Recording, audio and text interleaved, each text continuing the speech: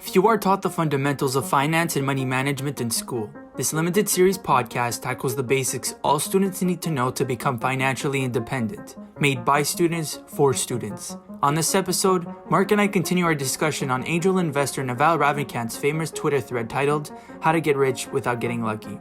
If you haven't watched the first part of this discussion, make sure to watch episode 6 of the podcast. With that being said, welcome to episode 8 of the Money Class Podcast. Hey everyone, welcome back to the Money Class Podcast. This is episode 8. My name is Kosta. And this is Marc. And today on the podcast, we have something really interesting. Well, basically, we talked about Naval Ravikant's Twitter thread talking about, well, it's titled How to Get Rich Without Getting Lucky, and it was a very famous Twitter thread. We did a part 1 talking about the first half, and now we're going to talk about the second half. So if you haven't listened to the first episode, I believe it's episode 6, so you can go check that out. We're doing it like we didn't check that out. I think it's episode 6 now. We just checked. So with that being said, we'll get right into it, Marc. I'll read the next like 5 to 6 tweets he has because they kind of all relate. So, arm yourself with specific knowledge, accountability, and leverage. Specific knowledge is knowledge that you cannot be trained for. If society can train you, it can train someone else and replace you. Specific knowledge is found by pursuing your genuine curiosity and passion rather than whatever is hot right now. Building specific knowledge will feel like play to you, but will look like work to others. When specific knowledge is taught, it's through apprenticeships, not schools. Specific knowledge is often highly technical or creative. It cannot be outsourced or automated. Now that's a lot about specific knowledge. Maybe there was one of those tweets that kind of got your attention and we can go from there. Yeah, well, do you want to define what specific knowledge is? Or because I'm just going to do a little Google search to see what he means. Do you kind of have a preface as to what you think he means by specific knowledge? And then we could dive into to that. When I think of specific knowledge, personally, for me, specific knowledge is just something that, I'll tell you what is not specific knowledge. I think it'll be easier for people, I think, the listeners to understand what it means. Specific knowledge, it's not something that, you go to university, you learn about economics or you learn about mathematics, and then you just, that is knowledge in and of itself. I think that's just, anybody can do that, like he's talking about in the tweets. Anybody can do that. It's not that valuable in the sense that, if you can train someone else, you're replaceable. Specific knowledge is more of, it's almost like the intuition, your intelligence behind taking choices, your knowledge about fields that goes outside of the classroom. It's almost like the experience. That's how I personally see it. So, yeah. It goes with that. What do you think? He says specific knowledge is the knowledge that you care about. So I think that's something that something you're interested in, and that you really become almost an expert in something that you have a passion for. And that's exactly what he says here. When he said the tweet about it feels like play for you but work for others. That's exactly what he's saying, and that goes hand in hand with his definition of specific knowledge, which is that, something that seems like play. So, if we were just talking about this off camera, Kosta, but we were speaking about skiing because I recently became a ski instructor. Well, I now have a specific knowledge, though not too deep, not deep yet, but I have a specific knowledge in what is, teaching skiing, right? And when I do that, it's something that's completely play for me, and for others, it may seem like work. It may seem more complicated. And you can't go to school. There's many textbooks you could read about how to teach skiing. You're not actually going to be better until you have the apprenticeship or when you actually are doing the task. So I think these really go hand in hand, and they all make sense, because when you find something that you're interested in, while there is a bit of theory, you could learn about it, learn the different techniques and learn how to place yourself and how to speak to a group until you actually do it, and you dive, head first. It's going to be hard for you to really excel. Because you're replaceable. Because you just read it. If it's so easy, you could read a textbook. Then where does your value come into play? Yeah, it's the difference between theory and practicality. I remember, in CEGEP, I went to film school, right? I did a DCS in cinema communications, And although it was really fun, I learned a lot. A lot of it was theoretical.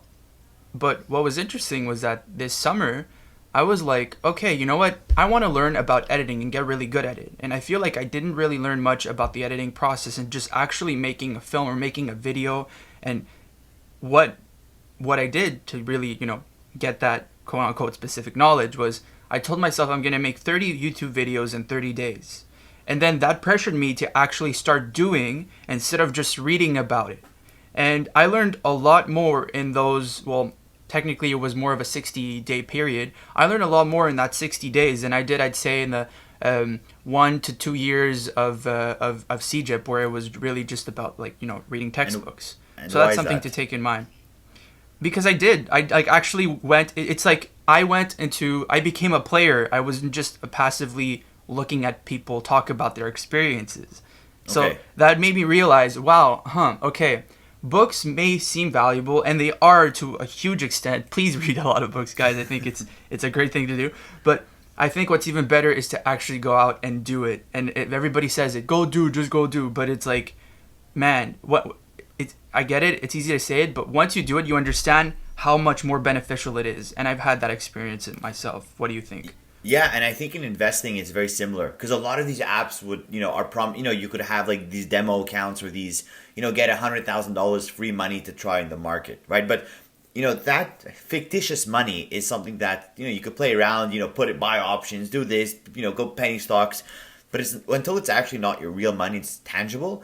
There's a certain disconnect in your brain that says this is fictitious, so it's not something that you really care about too much. So while you are having the educational aspect of opening up these demo accounts, until you don't actually fund, $500, $200, $500, whatever the amount is, you're still going to be your odds are you're going to be playing a much more aggressive tactic than if it was your own money. So I think it's, like a demo account is an example I brought up because I think it's a great way to learn the platform, learn how to buy and trade stocks. But if you do that for 6 months, you're probably going to be making plays and making decisions that are very, very, very aggressive compared to how you'd actually do it in the real world. But yeah, as soon as, read the book on investing and then try the demo account for a few weeks, see how it works, and then fund it, because if not, you're not going to be learning. Fund a small amount. Put $50, put $100, and with that, you'll be able to, dive in, get into the world of investing. You're not risking too much capital, but you're putting enough that if you lose it, you'll be like, oh wow, I just lost $50 by buying these out of the money options on Tesla, and now it's like, well, that sucks. But it's a lot less worse. Yeah. You lose the $50 now, so that you don't lose $5,000 or $10,000 in the future. Yeah, about investing, even me, I would read a lot about it. I would watch YouTube videos about it. And then I kind of was like, okay, let me actually start doing it. But what I did was to just ease my way into it because I just didn't want to blindlessly put money into things I just didn't know much about. I did robo-advisors, which essentially allowed my broker to like invest my money and show me how they're doing it. And then that allowed me with time to go ahead and self-trade. Yeah. And it was just like, it was that transition, reading about it to like actually putting it into action, but like still not being fully a player, to going all in and being a player myself. And I think that's a problem we have now. It's that, whether it be we're promised by these gurus online on YouTube, buy my course, buy my book, free book, here's my course, whatever. There's always the next best thing, right? There's this conference, and you feel that you have to educate yourself with everything. But until, you're not executing anything, this education, while it's good, at some point you have to take the leap and say, this is enough, away, in French, let's go, right? And I think that's Yeah. a truth that you have to realize, that it's great to educate yourself, but at some point, dip your toes in it and say, okay, let me try this and let me try this, so that when you then educate yourself again, the education is even more valuable because you have some actual tangible knowledge. An example is an MBA. A lot of MBAs will require a certain amount of years of experience before actually being being admitted to the program.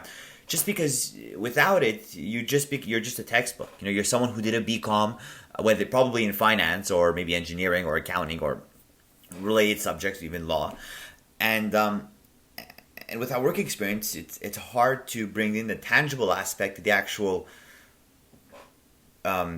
education that you get. So a good mix is always beneficial in my opinion, if you really want to take as much of it in as possible.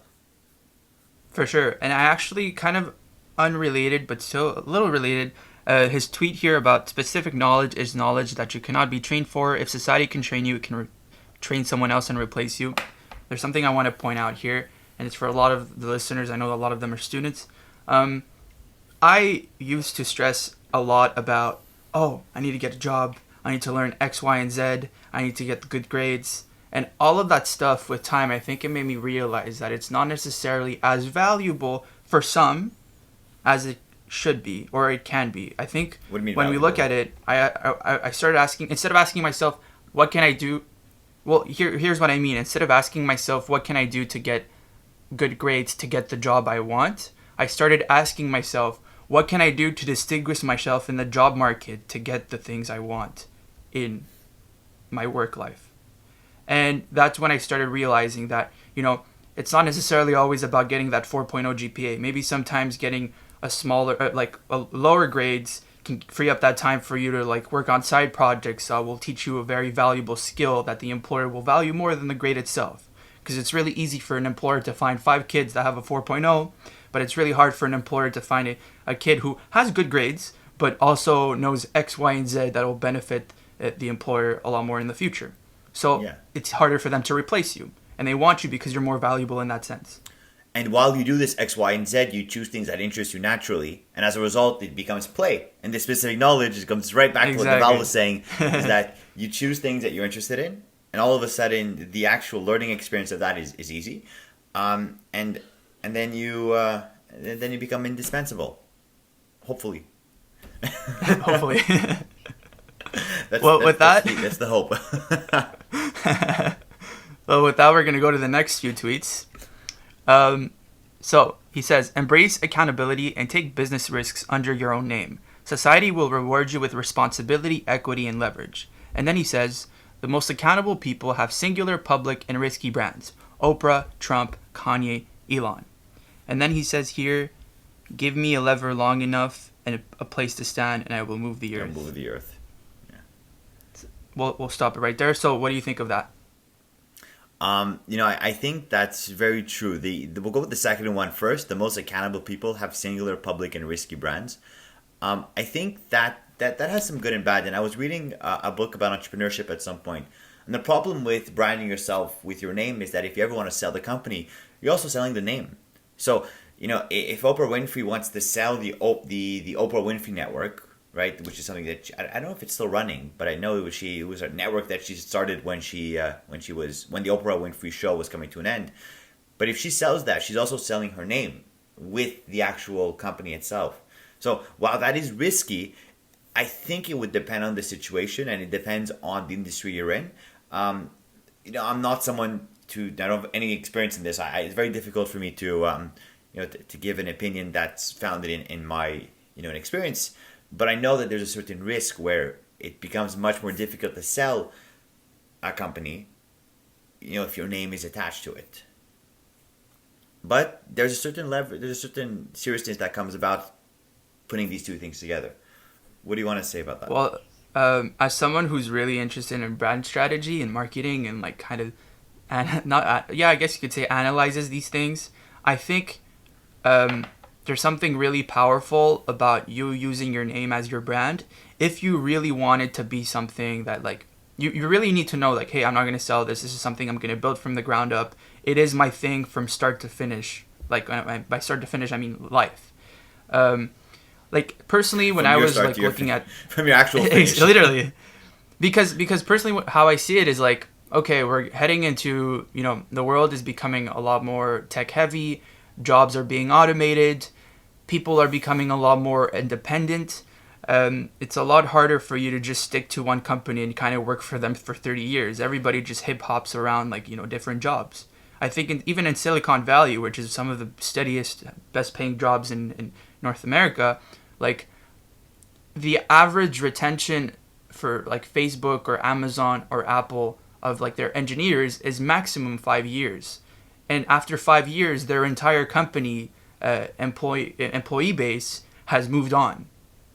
And that's scary coming from those companies where everybody wants to work for Apple.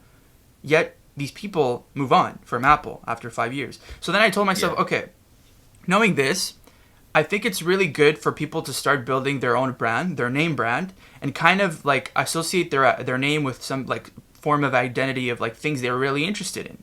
So like you, Marc, you're really into, for example, finance, investing, portfolio management, that whole thing, you know. And what could be really interesting is for you to start your own name brand and really associate it with like the business world, investing, all of that stuff. Maybe make YouTube videos, maybe have a course online, maybe just talk about it on this podcast. And with time, what can happen is that maybe you have a company called Portfolio Management Investments. And that company can be, like, you can get your customers redirected to that company based on who you are as a person, right? It's like Kevin O'Leary. He has his O'Shares ETFs. That's his company. And a lot of people, I bet you, put money into the O'Share ETFs because they know Kevin O'Leary from Shark Tank. So I think that's a way of kind of like working around and building your own brand and becoming more independent in this world that's heavily being automated and where people don't tend to, like, you know, work in the same place for a long time. What do you think? Okay. That makes me think of like Ryan Serhant, which is like a real estate personality, if we could call him that. But very successful real estate agent, and was pretty much selling, based on his name, and that's really helping him because people identify with the person, with their personality, and then then they're going to give them their business. And I'm actually reading Kevin O'Leary's book right now. You bring that up, funny enough, and that's what he's saying. When a great salesperson is not only selling a product or a service, but their personality at the same time, right? So if they're able to read the room and analyze, the people who constitute it, in that case, they'll be able to be much better at what they're doing, or at least at selling, because they're able to align themselves with the person whom they're with. And we know, if you want, you read any book on, on relationship, on how, or how to interact with other people, how to win friends and influence people is a great book.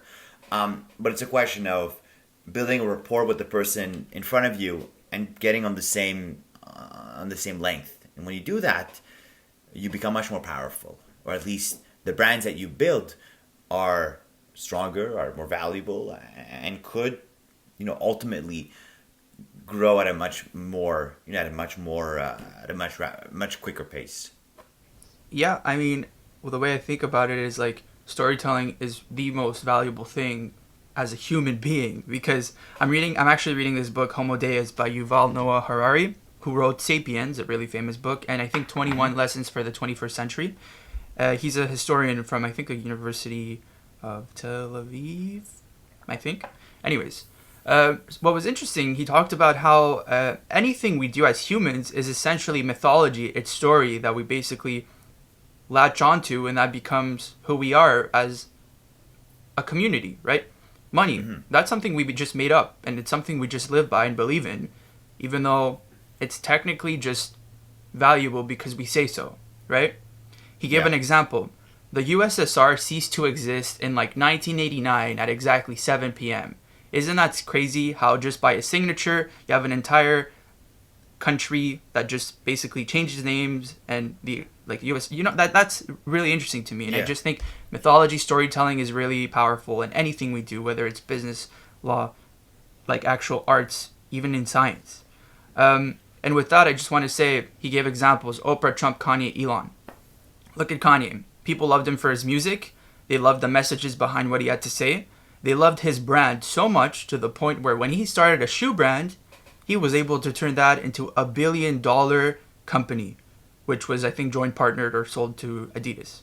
So yeah, that's something to keep in mind. I think it's really powerful if you can take storytelling to really sell who you want to be, or who you are. Because people like the person. Because they like the person, so they're going to follow the person, right? Think of, YouTubers that have merch, right? They like the person, they like the videos. What makes them think that they're going to like the apparel as well? Well, it's because they have a rapport with the person. They feel like they know the person. And as a result, they're able to build a brand, like you say, and then monetize this relationship, as cruel as it may seem, but that's capitalism. So that's life. And they're able to make a business out of it, out of their personality, out of the rapport they were able to build, and out of the relationships they were able to found. Yeah, and I just want to point one more thing. It's found? Yeah, found. Yeah. I just want to point one more thing, though. We'll just go with it. It's not just about like building a personal brand. A lot of companies are successfully doing it. I mean, that's just marketing in general. Look at Nike. People are wearing the Nike logo on a shirt and walk around in public. And to me, that has always just... It makes me think every time I see it. It's like, you are basically... And it's... I'm saying this, and it's can be... It sounds a little weird, but you are basically a walking billboard for Nike.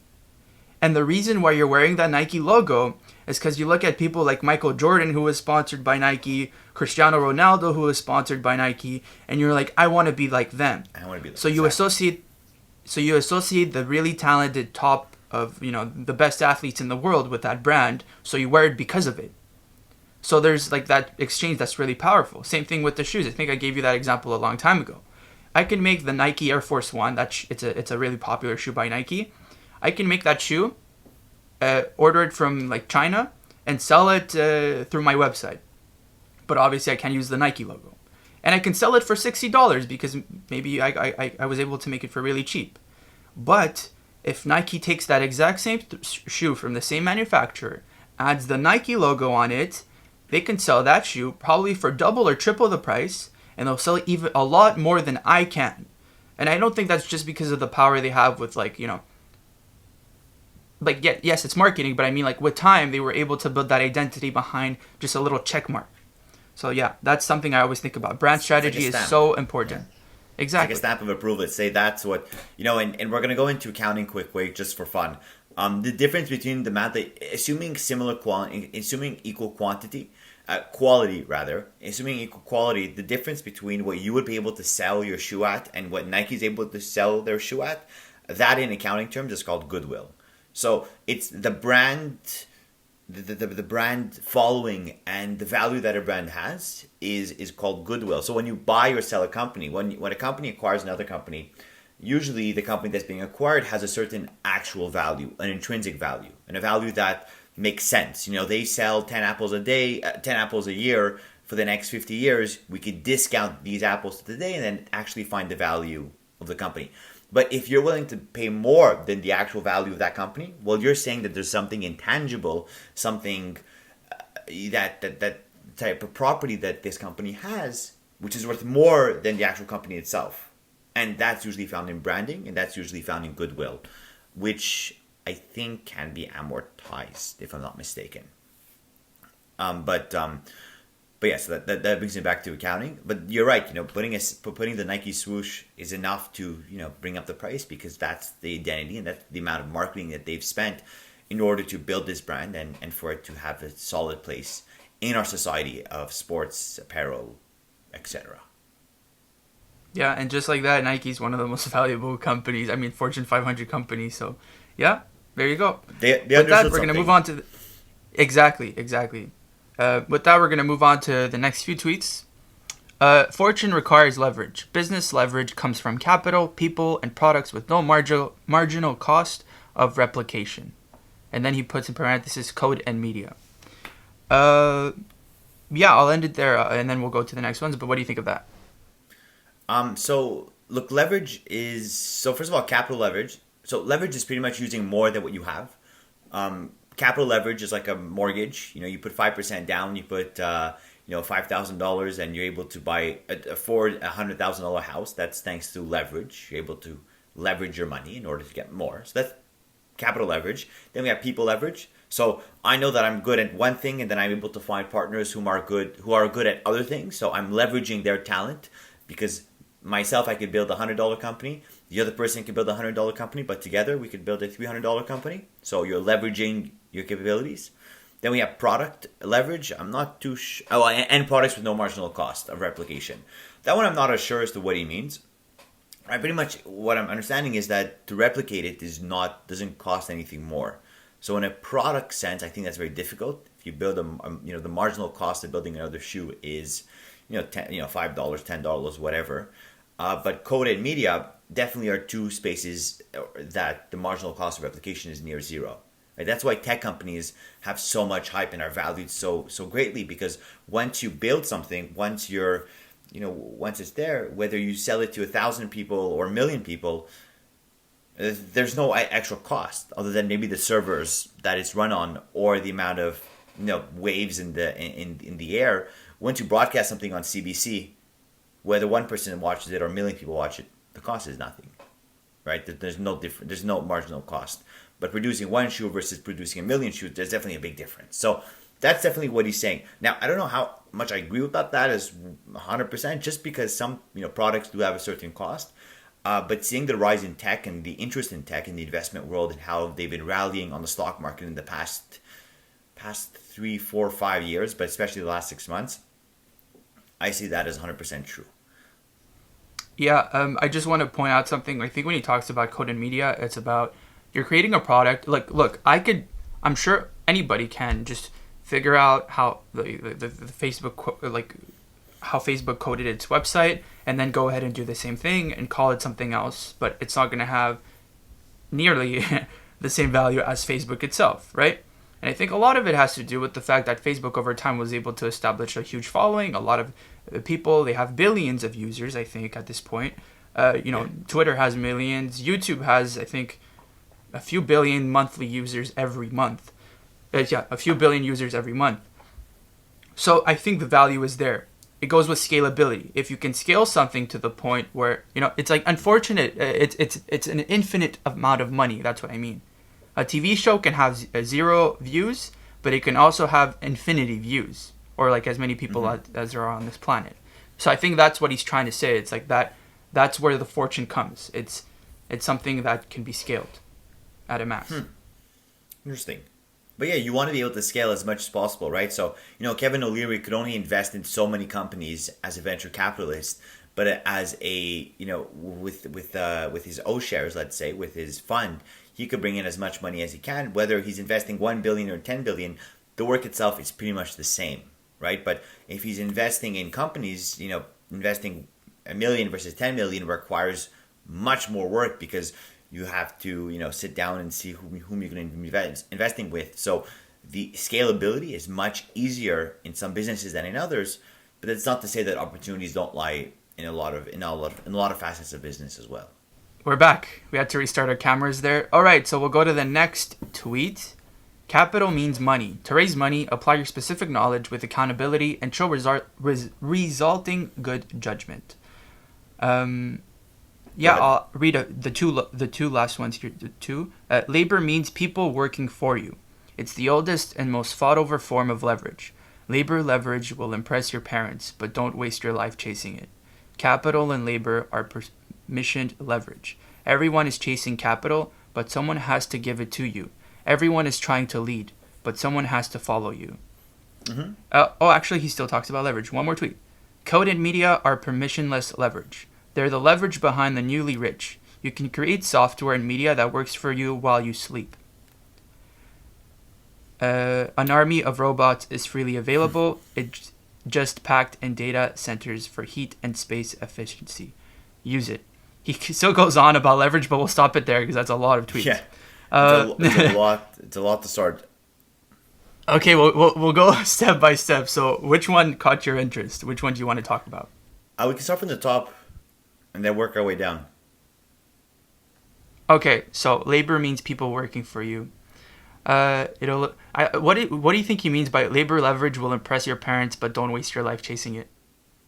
Labor leverage. So your position in the corporate ladder and the size of your house will impress your parents, but don't waste your life chasing it. So at some point you have to be, there's a certain satisfaction that you have to acquire, that you have to get to. But it's also a question of self-fulfillment, right?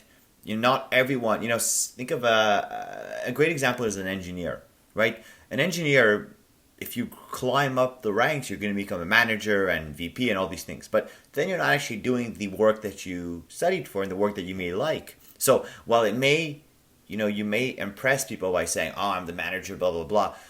It may not actually be something that you're as interested in. So you rather stay on the executing level as opposed to the delegating level because it's what you enjoy doing. right? So it may not be what's most impressive to others, but it's what's most fulfilling to you.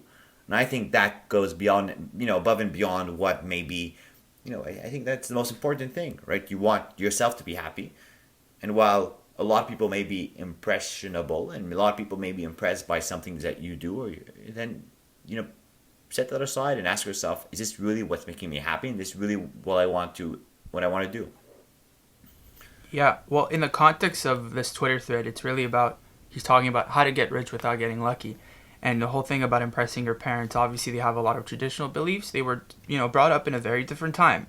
So for them, success can mean, hey, I'm working at a bank, it's been 30 years, and I've climbed the corporate ladder, this hierarchy, like I'm at the very top of it, and it's cool. I'm making pretty solid, decent money, and I'm successful, right? Parents love that. But I think in this new wave, this new economy that we're kind of getting into, and I think in the next 20, 30, 40, 50 years, it goes back again to the whole brand thing. I think it's really about finding ways to becoming more entrepreneurial, even in the companies you work at. Google hires a lot of people, and they just ask them to basically not do whatever they want. They ask them to do certain projects, but they want them to do them at Google through Google, so Google can own their IP, their intellectual property, right? So yeah. Google is trying to find ways to hire people just so they can basically take advantage of their entrepreneurial ideas, their entrepreneurial spirit. Take advantage is the wrong way of saying it, but you know what I'm trying to say here, right? Yeah. So I think that is what's very valuable. It's that entrepreneurial-minded person who's really going out there to create something different. Well, it's a question of, when you have a specific knowledge, right? You have you have knowledge in a certain subset of the industry, of the economy of the world. And all of a sudden, you're on the executing level. Well, you're working with these items or these products or services every day. That means that at some point you're going to have these ideas of, oh, maybe this could be better. Oh, maybe I could, save some money here for the company or do this. And, maybe I'm able to actually add more value than what I'm asked for. And that spread, hopefully some of it will come back to you, right? And I think that's, how to get rich without getting lucky. I think that's that's a perfect example where you're here, you're not necessarily the top of your rank, but what you're providing are solutions to problems. And, whether these problems are presented to you in a clear-cut manner or you find these problems through your day-to-day work, if you could, engineer or you could find a solution to these things, then definitely, the money's going to follow because, or at least I think so, or at least many people think so. And that's the case for a lot of, anyways, whatever. But that's the case because you're able to provide solutions for people before they even knew maybe there was a solution available. Yeah, well, with that, I just want to go to the other tweet here. Everyone is chasing capital, but someone has to give it to you. Everyone is trying to lead, but someone has to follow you. Yeah. Yeah, I just want to talk about that really quickly. I think it's very obvious somewhat, but it's a lot of people are literally just trying to chase the money. Mm-hmm. And it's just, as stupid as it is, it's good to know, hey, that may not be a very good idea, especially in your 20s. I think it's Gary Vee. He's like a famous marketer in New York City. He has his own company. He's an influencer too. Yeah, something that really resonated with me. He talked about how your 20s are a time for you to take high risks in doing exactly what you like. You don't have to be as calculated as a lot of people try to be. A lot of people try calculating and they're like, if I work at this consulting company by this age and then I do this by that age, I'll be able to get this by that age. And I think unpredictability is everywhere and people don't take that into consideration. We've learned that through the last year, obviously. So it's that. In your 20s, I think it's a good idea if you really want to chase something that a lot of people are doing. Maybe it's a good idea to have a lot of roommates and live in a really shitty apartment doing you and not really thinking about what a lot of people in your life are thinking because you're trying to, do something really hard. And it's good. Maybe it's a good thing to eat noodles and just put your head down and do the work because it doesn't matter if you have $100,000 in the bank or if you have $1,000 in your bank in your 20s. I think you have still a lot of life after your 30s or starting in your 30s to go ahead and do that. So your 20s is not a waste of time in that sense. Did that make any Absolutely sense? not. Absolutely not. Absolutely rather. And you know, to continue on that, the tweet continues with everyone is trying to lead, but someone has to follow you. Yeah, that's the thing. Not everyone is made for the entrepreneurial. Not everyone is made to be the manager, and that's completely fine. You know, that goes back to what I was speaking about earlier. You know, about the engineer, or about the engineer example. You know, think about a group project you do in school, right? Sometimes, you know, you emerge as a leader, and sometimes you claim yourself as a leader or delegate the leadership task to other people. But as a group, not everyone could be leading, right? But if the group has success, everyone is able to reap the benefits. So it's not to say that in order to, you know, become extremely wealthy, you have to be the one that's leading that's leading. Think of in Facebook, right? The early days of Facebook, people who were just working for Mark Zuckerberg and his team, you know, the key employees at the beginning, not the key managers, the key employees got a lot of, you know, options and got a lot of stake inside the company, even though they weren't the ones executing, or rather, they weren't the ones who were leading the company. They were just the one executing the tasks. But because they were doing it well, they got rewarded with pieces of the company. And as a result, when it blew up, while they're not the one, you know, while they didn't become billionaires, they become extremely wealthy because they are able to provide a service or provide a solution or help this entrepreneur, help this leader grow. Yeah. You know, it's exactly what you're saying. Everybody's trying, and a lot of people romanticize entrepreneurship and leadership, and they may not be fit for that. Like, having your own company and taking your own decisions and always being your boss might sound cool, and it might be like the new thing. But hey, if you were employee number 20 at Facebook, you might have a couple hundreds of millions of dollars in the bank right now, because in 2008 you decided to basically do the back end work for Mark Zuckerberg, right? So yeah, that's very, very important, and it's something a lot of people should think about. So yeah. It's funny, the founder of Instagram, one of the co-founders rather, was offered by Mark Zuckerberg at the beginning of Facebook to work for him, and he eventually declined, and a few years later started Instagram, which was then sold off to Facebook. So it's funny how the world turns around, right? And interestingly enough, Instagram actually it was like a big thing in the news at the time, where I forget how many employees they were. They were like 20 employees, and they were sold for like $1 billion and something. And every employee, that I think that was historically known as the one company whose employees were worth tens of millions of dollars individually. So like it goes to show again that like being number 10 employee at Instagram might mean that you're worth $40 million for Facebook, even though you might be making $100,000 for Instagram. You know, it's things like that to consider. Again, it's all relative, but it's something really important to bring up. Absolutely. Absolutely. Okay, so here I'll read the next 1, 2, 3, I guess. Code and media are permissionless leverage. They're the leverage behind the newly rich. You can create software and media that works for you while you sleep. And then he says, an army of robots is freely available. It's just packed in data centers for heat and space efficiency. Use it. If you can code, write books and blogs, record videos and podcasts. So this person, stop right there. This person seems to be very pro media, pro tech, pro software, pro, I guess, scalability, right? And whether that be through a video, a podcast, a book, or a blog. And these YouTubers, think of the David Dobrik's, who have billions of hours of watch time. Like, you can't possibly, speak or interact with people enough to have those amount of hours in watch time, but you can if you're in a scalable business like writing books, blogs, recording videos, or podcasts. So I think this is something that Naval is obviously very, very, very, very approached by, very called by, because he says the scalability means infinite profitability potential, which is something that he seems to be very drawn by. Well, I think it's what's worked for him, especially because I know he was studying economics and computer science in school, and then he went to Silicon Valley, and that's where he kind of got his start. So that's who Naval is, right? So he's very tech specific, but I think it's not just him. Like, if you think about like the economy and like just stock market, look who's been the biggest winner. Look what industry has been the biggest winner in the stock market.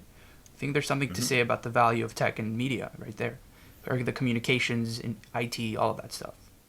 Well, yeah, but because it's seen as the future, it's seen as infinite, almost infinite leverage, and that's kind of what the first quote you just read of the little the blitz was that you create software and media that works for you while you sleep, while also and investing your money is it working for you while you sleep, right? So you can't always be trading your time for an income.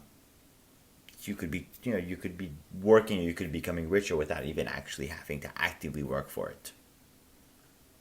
Yeah, and there's something really interesting here because, I mean, that's like been the center of like a lot of my thinking is really what Naval is saying in these tweets, like for what I want to do in the future and like how I see the future, you know, kind of coming along as. You make a YouTube video, you start a YouTube channel, right? You make that YouTube video. It goes back to the thing we said before. It can get 0 views, it can get 1 billion views, right? But what's interesting there is that once you put that YouTube video out there, if it's a good YouTube video that people want to watch, who's working for you then? It's YouTube itself, who has the algorithms in place to pump that video out to users, for them to see it, for them to basically watch more ads, for them to pay you in the future, with I think it's called a CPM, CT, click-through rate, something like that. Click-through rate, yeah. CTR. Essentially, it's like, I think $1 per, it depends on what YouTuber you are, but it's like $1 per 1,000 views. But or maybe it used that's to just be. ad revenue. And it depends on the type of videos as well with the ads. I know it's a bit of a murky, a bit of a weird space. No one really knows how it works. Yeah, I mean, they don't show you the algorithm. But like, again, you know what I'm saying here? It's like, at the end of the day, the robots are working for you to pump out your video. And it's not you actively having to go out and find billboards for you to market your company and then actively go and like, find other ways to send pamphlets to people's homes. I think that's the power of the internet. So when he talks about coding, writing books, blogs, recording videos, and podcasts, you are essentially a part of a database for companies who have a lot of users who can then attract people to your stuff. And then it's all about just convincing people that you're the right person for a specific topic. And then you become, like we said, Kevin O'Leary, who sells his shares ETFs, or a YouTuber who sells, like Emma Chamberlain, who sells coffee, Chamberlain coffee. And she's made, I think, millions of dollars, probably tens of millions of dollars that way. Because in her videos, she just drinks coffee all the time. And she tells her 16-year-old fans, I love coffee. Look at me drink coffee. Be like me, so, exactly. Yeah, but it goes back to these personalities with people that people have a rapport with, and let's not forget that like YouTube is a free service. Well, it's a free service because who are the customers, or who are the products, right? You. Exactly. Nothing is free.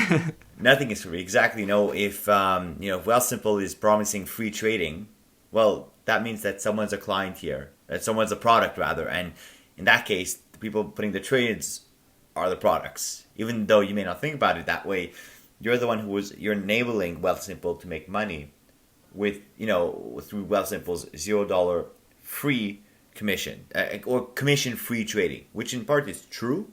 But Robinhood is being sued now because they're breaching their fiduciary duty, or at least their duty to work in the best interest of their clients by allowing large amounts of leverage, option trading with no background checks, and all these other things that could hurt individual investors who may not have the knowledge or the experience in order to go on these risky transactions. So that's actually an interesting case, which we could bring up one day, is Robinhood's lawsuit. Yeah, I think there's a lot to say about privacy and data collection. I can literally write a book on that stuff. I read so much about it. I would actually love to do a podcast on that very topic. So that's something to keep in mind. But not to go off track here, because that can, again, we can talk for hours about that. Let's just go to the next tweets, because we have to wrap up the podcast in a bit. There's only 3 left. Oh no, there are more. I click on show more. Oh, show reply? No. Oh yeah, never mind. Yeah? Okay, never mind. You can continue. Yeah, that's why I thought there were only 3 more, and then I clicked. Okay, where were we? Leverage is a force multiplier. That one. Of judgment. And then he says, judgment requires experience, but can be built faster by learning foundational skills. There is no skill called business. Avoid business magazines and business classes. He says, study microeconomics, game theory, psychology, persuasion, ethics, mathematics, and computers. Yeah, but these things are also taught in a lot of these business classes. So I think it's unfair to say that there's no skill called business. I think business is a group of skills that you learn, which include psychology, marketing, persuasion, ethics, and mathematics and computer. So I completely disagree with that statement. Now, if someone says teach me business, then I do agree. But to say that skill, business is not a skill, I have a very hard time agreeing with that statement. And I'm not going No, to same here. I'm not going to go much further than that. I was gonna say the same thing. I think exactly like you said, business is all of those things. So I don't know why he tried to distinguish the two, but I guess it's more like for these maybe scam artists who like go ahead and like write, I'm gonna teach you about business and don't really go into like the specificity of things. Like I'm sure if you go on Coursera or Udemy, which is like an online learning platform, and you specifically look for, the difference between looking for I want to take a class on game theory versus taking a class on quote unquote business. So that's where it goes. But even then, I think we can move Fair on enough. from that. Their business is teaching people about business. Exactly. Reading is faster than listening. Doing is faster than watching. You should be too busy to do coffee while still keeping an uncluttered calendar. And then he says, set and enforce an aspirational personal hourly rate. If fixing... Oh, actually, you know what? I'll keep that tweet for after. But let's just go for the first two. Okay, go with the number one. I'll go with number two. So reading is faster than listening. Doing is faster than watching. I agree to an extent. Doing is faster than watching. It goes back to what we said before, right? About theory versus practicality. Learning, It's a lot better for you to learn and faster for you to learn if you just do it instead of spending time reading books about it. Reading is faster than listening. I somewhat agree. It really depends what kind of person you are, I think. I love reading books themselves, like the physical book itself. I can go through it in a day, learn about something quickly, and move on. While someone else might be good at, or like prefer reading the audiobook or listening to a podcast at 2 times speed, which will take a lot less time and will probably give you the same information, just in a different format. So I'm not too sure what he means beyond that. Comes down to the person, but I think reading is faster than listening. I think what he means is that people are lazy, and they rather just watch YouTube videos as opposed to read the actual how-to. And reading it may actually be faster than watching it, but that requires effort. I think that's the first part, and then doing is faster than watching goes straight back to what we were saying about learning. But the thing is, you have to have a certain amount of base knowledge in order to execute. So it's not to say that you shouldn't learn anything. It's the exact opposite.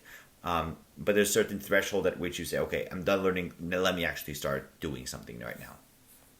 Because the possibilities are endless. If you're just, look at self-improvement books. I think the reason why they're the number one bestsellers in in the book market is because self-improvement is endless.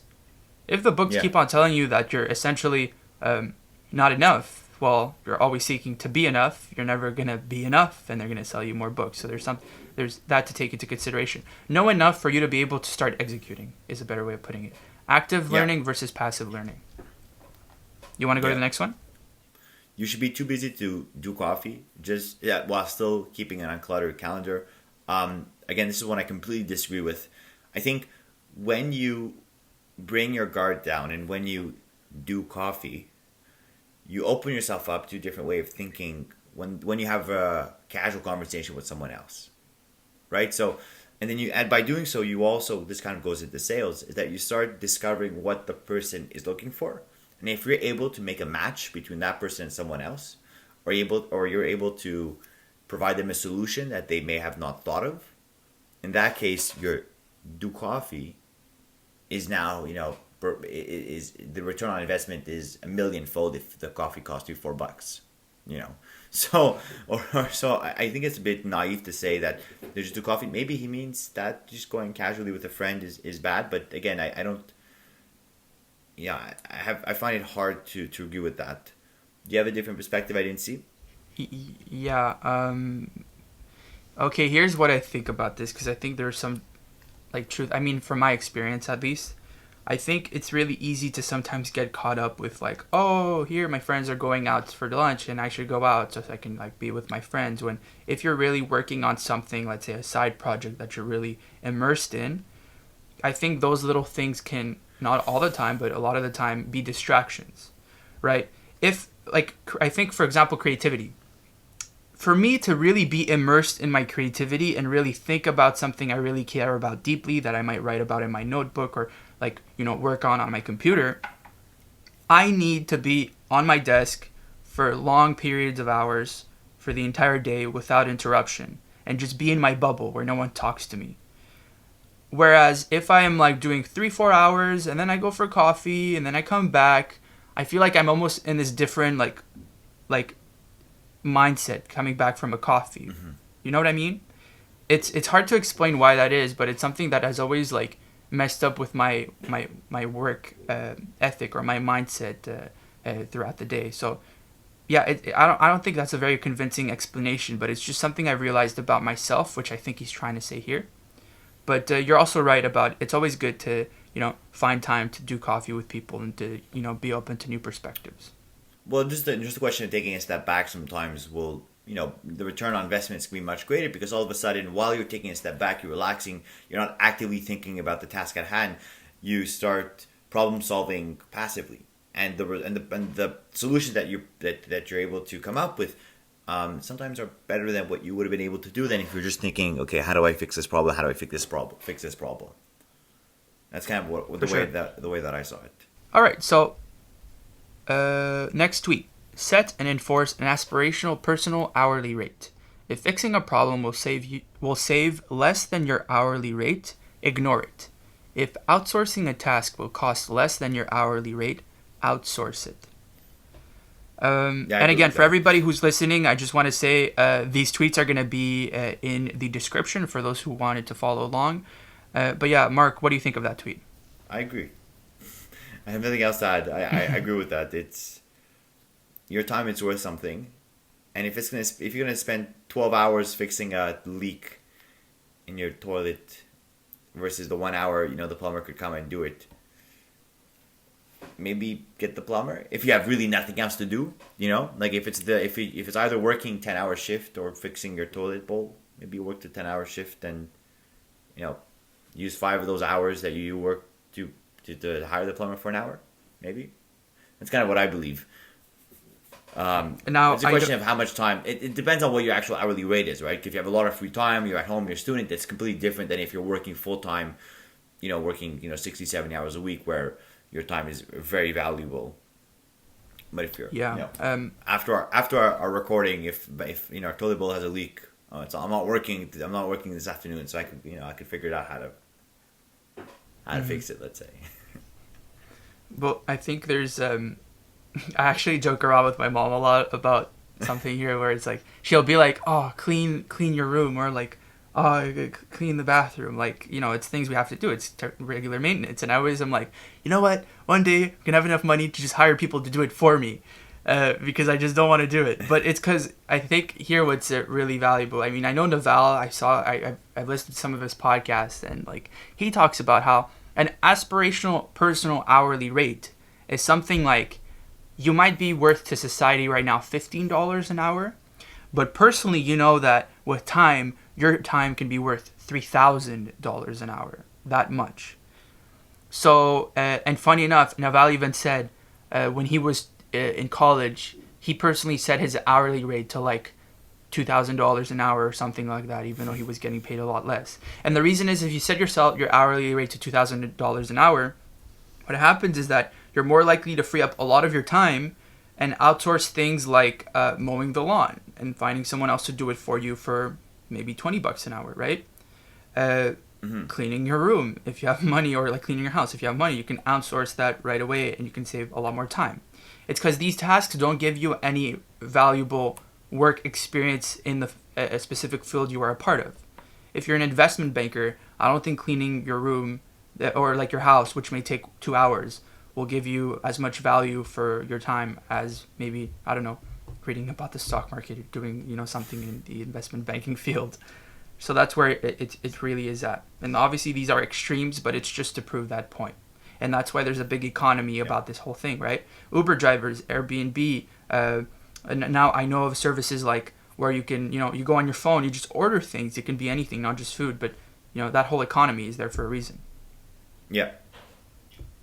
Great. But it's a balance you have to find. It's a balance you have to find. You don't have to be so like I wouldn't say lazy, but you don't have to be so nonchalant and say, I don't have time for this, I don't have time for this. Well, you probably do have time for this and that, unless if you're pursuing something that's very important, that it's actually going to bring you a return that's greater than whatever you're doing. But I think you have to be humble enough to say, okay, yeah, let me spend 2-3 hours, let me figure something out, then just say, let me hire someone, because there's a certain value that's created by learning outside of your field of your field that you're good at, right? Like I think there's. I just built an ice rink outside, Kosta. I knew nothing how to do it. I could have bought the kit, everything. I said, let me buy the plywood, let me buy the tarp, let me figure it out, right? It may, it cost me less by doing it, and it costs me more in time, but the process was that I learned something at the end, and I think that has a big value. The actual learning of a practical manual skill that I wouldn't have done if I just outsourced it or found the easy solution. Yeah, I just wanted to clarify when I said, pay someone $20 to do something for you. If you're a student, that's not really realistic. I think it's more of a long-term thinking thing. And for now, I think it's a lot smarter for you to do it and save that money, because as a student, we are, money is not basically falling off trees for us at this point in time. Not yet. Young. So yeah, that's a little warning. It's more of like a long-term thinking thing. And you're right. Okay. You can learn something new. Exactly. Next tweet. So work hard as you can, even though work as hard. Work as hard as you can, even though who you work with and what you work on are more important than how hard you work. This is like a contredit in French. Two things saying different things. Work as hard as you can, and then you're saying doesn't matter how hard you work. Work as hard as you can, even though who you work with and what you work on are more important than how hard you work. Okay, I think I know what he's trying to say here. Okay, if I right now, let's say I'm very incompetent in the field of engineering, but I have an engineering degree, and I somehow found myself at Boeing working with a lot of very talented and smart engineer students. And I was just lucky to get there. I could easily just basically act like I'm working hard even though I'm not, and let my entire team lift my weight, and we can basically make something really great, and I can reap the benefits even though I technically took advantage of the situation because I got lucky. But what if I was there, might not be necessarily competent enough to be in that position, but through hard work and just assuming that responsibility and trying to learn as much as I can, I'm able to basically lift my own weight and work hard to basically be a part of this entire success story, which will give me even more value in the future so I can become more independent in my work, right? I think that's what he's trying to say here, and it might sound like a contradiction, but it's kind of not. Okay, so it's important to work with people that are very smart. It's important to work with companies that are very good, and it's very important to work hard in that context.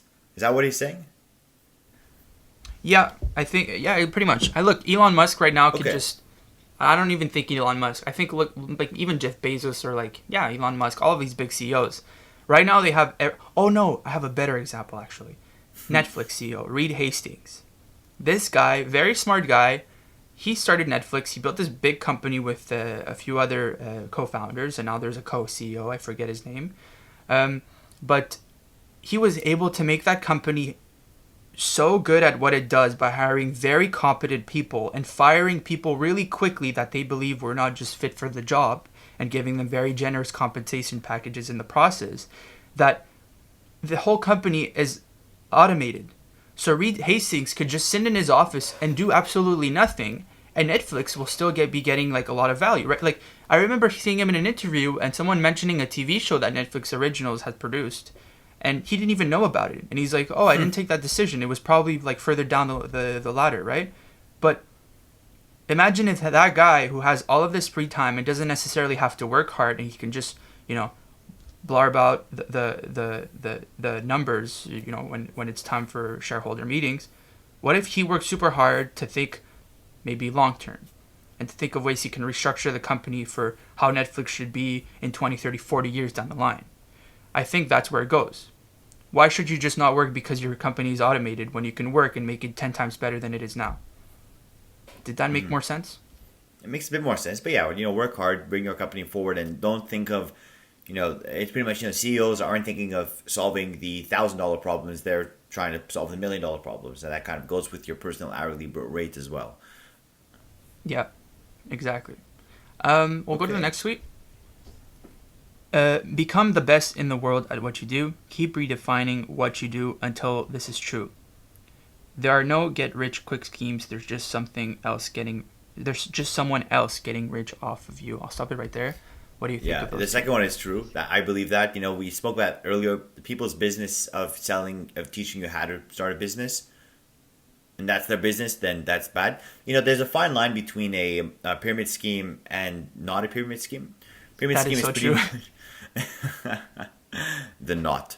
No, but the pyramid scheme is pretty much when the main source of revenue comes not through the sale of products and services, but from the recruitment of other people.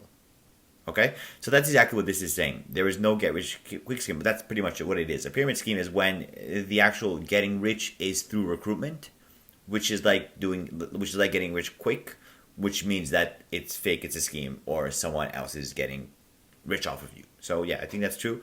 And be the best in the world. I believe that. I think always better yourself.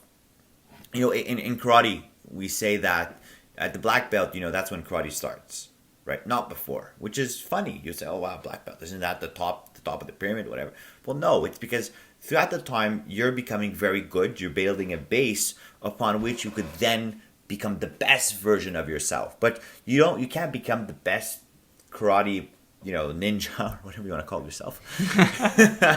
You can't become the best without knowing kind of what you're up against or the base amount of knowledge. So you arm yourself with knowledge, and then you excel in there, but you're able to self-improve and work hard for it to become better with the aim of becoming the best version of yourself. Not necessarily the best in the world, but the best version that you can be, and always pursuing this idealistic target that you've set for yourself. Yeah, I kind of want to take that a different route, in a different way, though. In the context more of... I'll give you a personal story, and I'll tell you how it relates. I used to really want to be an astrophysicist, an astronomer, engineer in, like, that field, whatever it's called, like aeronautical engineering. I loved all of that. Spaceships, SpaceX, NASA. I love that. I still do, but in a different way. But I used to want to be a part of the manufacturing of that stuff. Neil deGrasse Tyson, stuff like that. And then what I realized, and this was back in CEGIP, so like, I guess for those outside of Quebec, it's senior year of high school. Yeah. And freshman year of and college. Yeah. So during that time, I remember being in those classes, because I was, before film school, I was enrolled in natural sciences to get into engineering and astrophysics. I realized that realistically, knowing myself, I did not think I had the temperament or the drive to be passionate enough in that field to try to become really good at it. Mm-hmm. And that was part of the reason why I switched to something I was really passionate about that was not as quote-unquote valuable or rare as an engineering degree. Because I thought that my temperament and my passion for that subject would make me want to become really good at it to distinguish myself in that job market. So that's how I see it.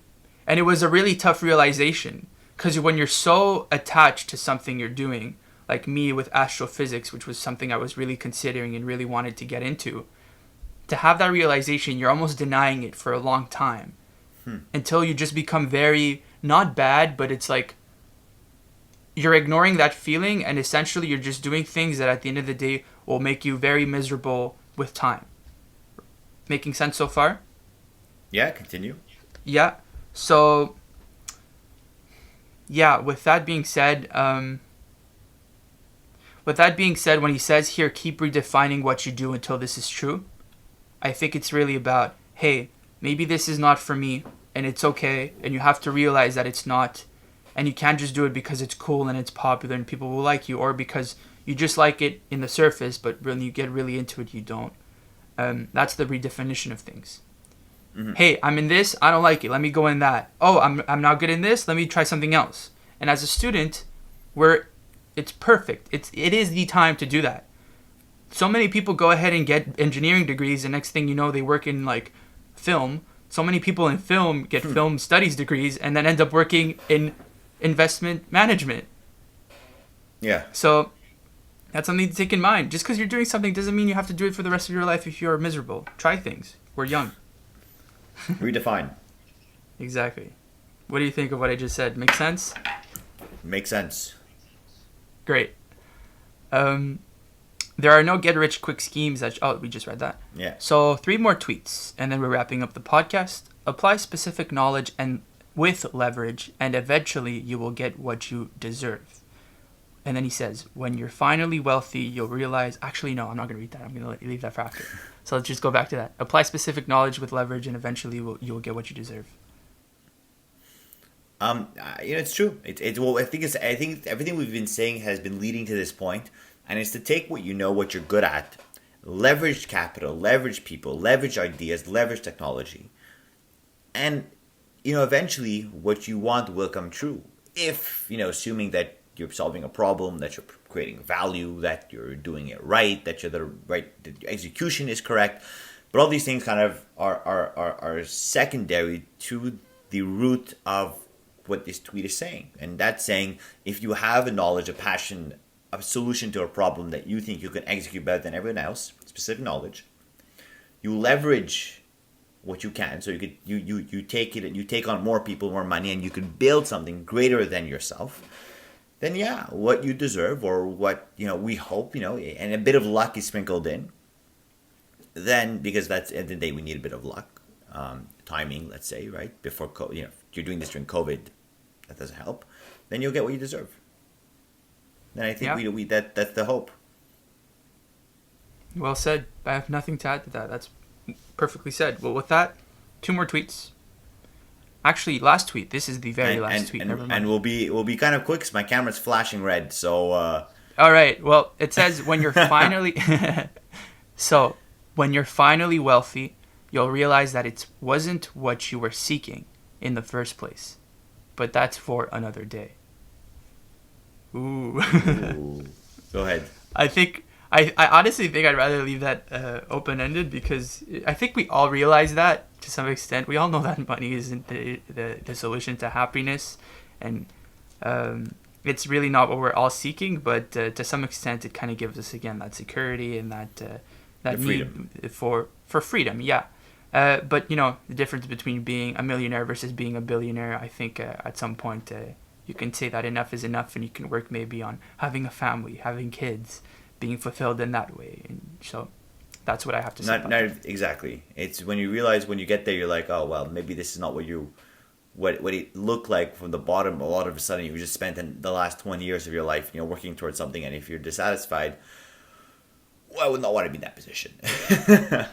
Yeah. Because then you realize that maybe you made a mistake, and then that's the question of having your eyes open throughout the journey and appreciating the journey, and impacting people positively, as opposed to simply trying to reach a goal that you've set for yourself in your whether it be naively or whether it be quickly or without appropriate foresight. Mm-hmm. It's a very spiritual thing he has to say there, but yeah, I think that's a great way to end the podcast. Absolutely. Yeah. With that being said, thank you all for listening to episode 8 of the Money Class podcast. My name is Kosta. That's Marc. And with that, we'll see you guys on the next episode. We approve this message. Thank you all for listening. Bye, everyone. Take care, guys. This has been episode 8 of the Money Class podcast. If you liked the episode, make sure to subscribe and follow the podcast. We release a new episode every single week. See you next week. Bye-bye.